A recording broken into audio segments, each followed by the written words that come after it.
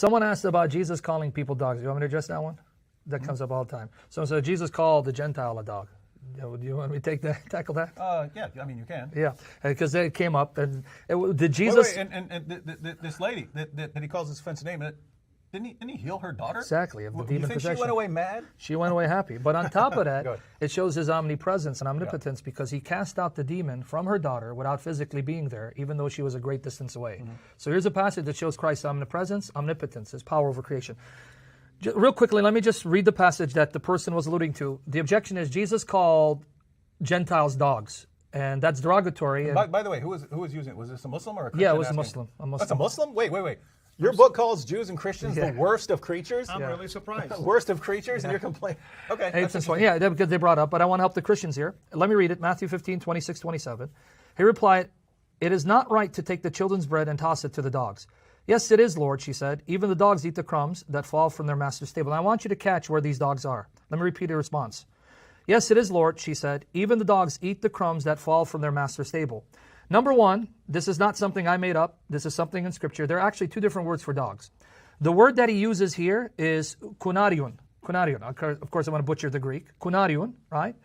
There's another word for a dog, kuon. Kuon. This other word, kuon, appears in the following passages. And I just want people to write them down. We're not going to read them. Matthew 7:6, where he says, "Do not give what is sacred to dogs." Matthew 7:6. Philippians 3:3. 2 Peter 2 Peter chapter 2, verse 22.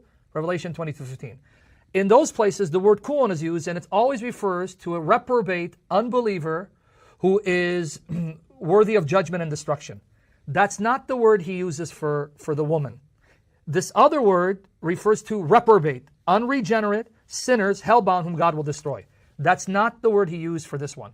The word kunarion, as any lexical source will confirm, doesn't mean a rabid dog or an unclean animal that's only good for destruction. It actually means a house pet, a house puppy, and lexical sources confirm it.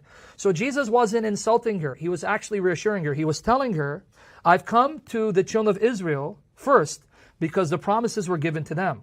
They must be fed, and then you will also be fed, but it's not your time. That's why she responded the way she did, because notice what Jesus said.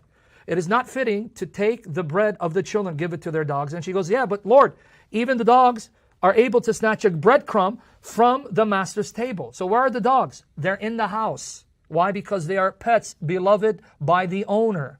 So they're not some stray animals, stray dogs, who are good for nothing but destruction. And ironically, I think this Muslim is viewing the term dog through the lenses of Muhammad, because it's Muhammad who hated dogs and had them killed, had them butchered. And you have a video on that, don't you? One of the series. It's in one of your series. I have multiple videos. So actually, he's encouraging her. Yes, you have a place in the master's house because you are a dearly beloved pet, a puppy, dear to the master's house. He will feed you, but first, let's feed the children.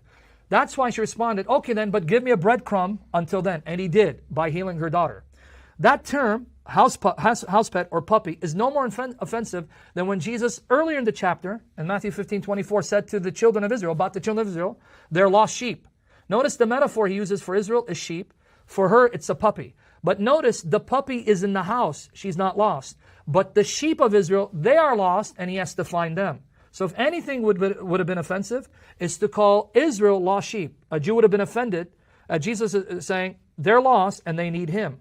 So if you read it contextually, it's actually a word of encouragement. You have a place in the master's house. You'll be taken care of. You are beloved to the master, but first let me focus on the children because they are the children of the covenant, the heirs of the promise. So that's what he means.